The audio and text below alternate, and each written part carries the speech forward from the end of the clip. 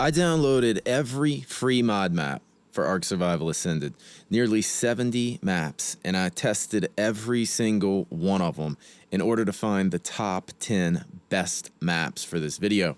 I'm not including any free versions of premium maps. These are going to be all standalone free maps. So let's jump right in with number 10, Ice Age. Now hold up, let's call an audible. After uploading the video, I just didn't feel right about leaving Ice Age at number 10. So I'm switching it up, and I'm putting Arkopolis at 10. I think this is a much better map, and I think it deserves to be in the top 10 list. As you can see, really unique map. 4 distinct different sections of the map, and I think it would be really cool as like an overhaul mod to be run on this map. It's got a lot of different things that you just don't find on other maps. All kind of ruins and broken down obelisks. You've got wyverns flying around in the redwoods. It's just really different, really unique. Geysers are on the map. It's really cool looking, and I just think it would be really fun to get a group of friends together and have this as like a PvP map. It just kind of gives me that vibe to it. I don't know why, but that's what I kind of think of wanting to do whenever I'm on this map. So, Arkopolis, number 10. Now let's move on to number 9, Caldera. This map is made by the popular YouTuber Vino, and it's his first map, and it's a solid map. It's centered around a big lake with all of the classic Ark biomes surrounding it. You've got your jungle and your redwoods and everything that you would see in the island, and then you also have a desert area like Scorched Earth, but you don't have Aberration or Extinction. So it's just kind of the old school original Ark biomes. It doesn't have any bosses either, but I do think Vino will come back and finish this map once he's finished with his other project that we're going to take a look at a little bit later in the video. But for now, this map's definitely something to keep your eye on. Next up, Asuryk Asian Lands. I think I said that right, but I really don't know. This is made by Architecto Mods, which also makes Tharet and Althemia. This map is probably the most visually beautiful map that I've seen in Ark. It's filled with these Asian structures, and you spawn into an area that's pretty much like this big Asian city. It has all these angelic soldier statues everywhere. It is really, really cool looking. It's just an incredible looking map. In the middle of the map, there's like an artificial ocean that was created by these like tech walls, and it's full of metal nodes. It does have some artifact caves as well, and the map does have some in-game content. In the spawn area, it has this arena where you can summon in the Forest Titan, which for me fell through the floor. But you can also summon in a mini boss, which is like a fire reaper. Pretty cool. But the most impressive thing about this map is this guy right here, the King Titan. And with these colors, with this map as a backdrop, I love it. Like, I love the way this map looks, but I just kind of feel like there's so many structures and there's so much going on that is like kind of not really Ark. It's one of those maps that are going to be really polarizing. Some people are going to think it's number 1. Some people are going to think they have no interest in playing this at all. So it's just going to depend on what your preference is when it comes to these kind of like pre-built type of structures. If you don't really love them, you're probably not going to really like this map. Moving on to number 7, Vastium. This is made by Armin Gamer, who also makes Insuluna, another great map we're going to take a look at in the future here. This is a desert-themed map, and in my opinion, unlike Ice Age, this one's actually a really good design, even though it's like a one-biome theme. Each area feels really, really different, and I can easily tell like where I'm at on the map due to the different biomes.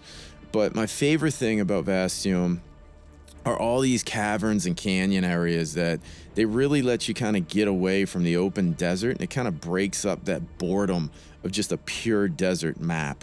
It's also got a big aberration cave, cavern, whatever you want to call this, but it's full of reapers and all the dangerous aberration critters that you're going to find. It's also got some element nodes in here. There's no bosses yet on this map, but just like Vino, I have a lot of confidence in Armin Gamer getting this map finished and moved forward to where I think eventually once it's done, it's going to be in the top 5, you know? So right now, number 7. Let's take a look at number 6, Emerald Isles. This is the other map from Vino that he's working on, and I think he's prioritizing this before he finishes Caldera. And honestly, I'm pretty happy about that because I can't wait to see this map finished. It's a beautiful map. It's got so many nice flat areas to build on. I'm not a big builder, and it's easy to see where I could build some really amazing bases if I was capable of building amazing bases, which I'm not. It's got some caves, but no bosses yet. But I think if you read Vino's Discord, you'll see that he's like in the process of making some custom bosses. So moving on to number 5, Tropical Isles. Now, before we get started on this map, fair warning, it is a heavy work in progress. But the reason that it's number 5 is because of how much content the developer has planned for this map. If he can pull it off, you never know. The map's got some amazing looking areas. The mainland of the map is shaped like the African continent, and then you have all the surrounding islands, and each island is a completely unique biome that you're probably not going to see in any other map for Ark. It's got exclusive creatures that I don't even know what they are. It's got exclusive variants, this tropical lava variant. And in terms of what the developer wants, once the map is finished, in his Discord, he says that he wants to have 4 arena bosses. I don't know which bosses those are going to be. They're not available yet. 4 roaming world bosses, which currently are on the map: the Dragon, the Megapithecus, the Manticore, and the Desert Titan. Those are currently spawning on the map, and you can find those just at random, I guess. And then a final main boss, which is going to be a custom Titanosaurus. I mean, the map just has too much to even list. I mean, you've even got this one area over here that looks like Star Wars. So I really hope he's able to finish and polish this map up, because it's honestly just on a different level with the amount of content that is in here. Number 4, we're back to another snow map. Thaloria. This is from WM Plays. He also made the recent premium map Vental. This map is inspired by northern Canada. And if you ask anybody from the United States, they will tell you that Canada is permanently in a whiteout condition. So no stereotypes were hurt in the making of this map. Honestly, instead of like Ice Age, this map I think is done properly. The biomes all feel different, like Vastium. You can really kind of tell where all the different biomes transition, and it feels really natural and realistic. Some of the areas don't even have snow covering them, but they still feel like winter just because of the gloomy atmosphere that you have going on. He's got a ton of gigas and karchas and deathworms up in the northwest, as well as a cavern full of wyverns and rock drakes. So good luck trying to get your eggs out of there, because it's infested with those things. It's also got the 3 island bosses. You got the Dragon, the Megapithecus, and the Broodmother, and they all spawn into the same custom arena. So it's just like one arena that holds all of the boss fights.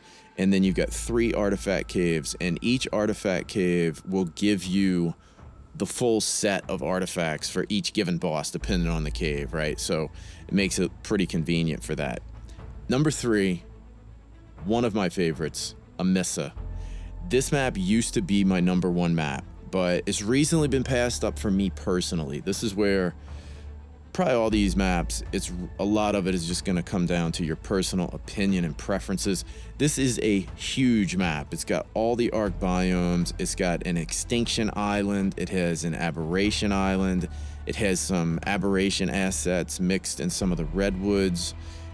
And you've got like all of the different Ark variants scattered all over the map. You've got aberration creatures or aberrant creatures, tech creatures all over the place.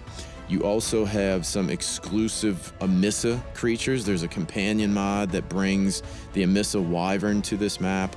Marika Argy, which is kind of like his color version of an Argentavis. You've even got an Amissa Parrot, and they can carry extra artifacts for you, kind of like an otter, but I don't think they give you any kind of thermal insulation value like an otter.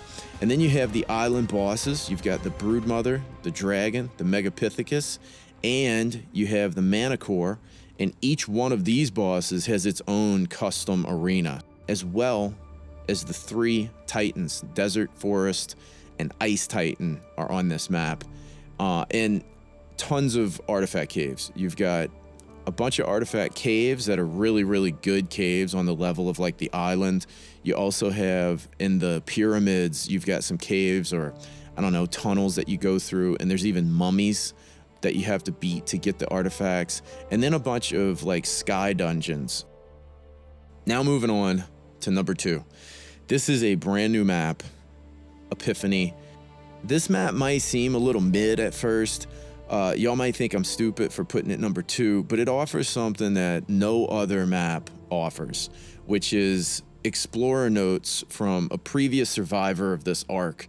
And as you read them, you learn about the history of a previous civilization that lived on the map, as well as details about the map, points of interest, cave locations, creature locations, and stuff like that. So it's a unique experience to be able to play an arc map that kind of has its own little single player story vibe going on. So that's the reason for me that it was so much fun. It's just a really unique experience that I simply loved it. You know, while I was doing the playthrough on this map, I really, really liked it. But it's also got a lot of content. It's got a bunch of mini bosses. It's got an exclusive creature, Sanasu, that you have to regenerate. It's got some really good caves. It's got dungeons, a bunch of like exclusive variants on the map that you fight in some of the caves. And then finally, it's got this just insane final boss.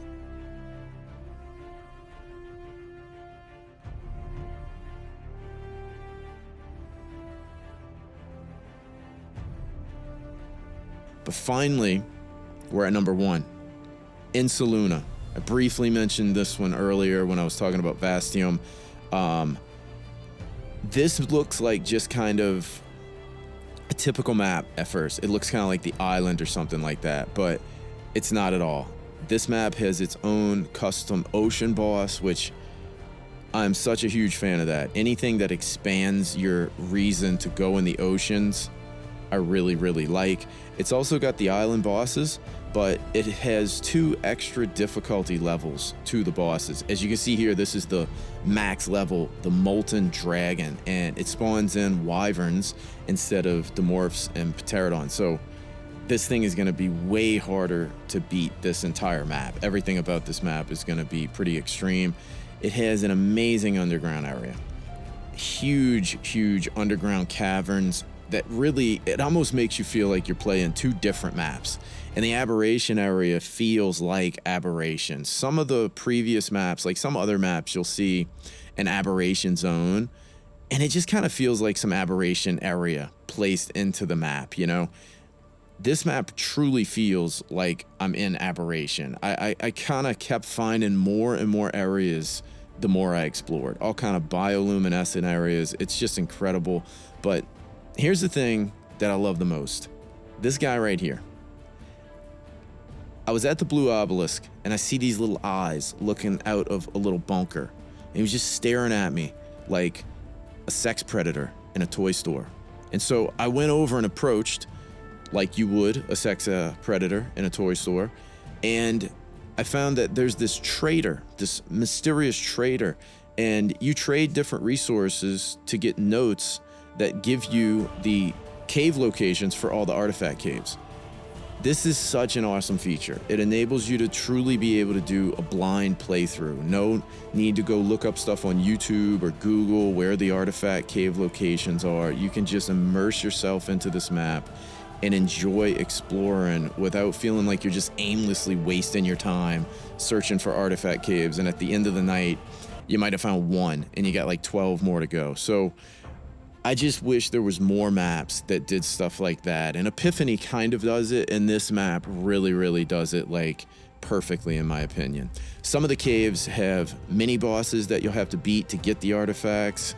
It's just got so much content, and with the ocean boss, the mini bosses, the underground areas, and the trader for all the cave locations, I think this map is just truly on a whole different level compared to all of the other free maps, and honestly, like most of the premium maps out there. So for me, this one is by far number one.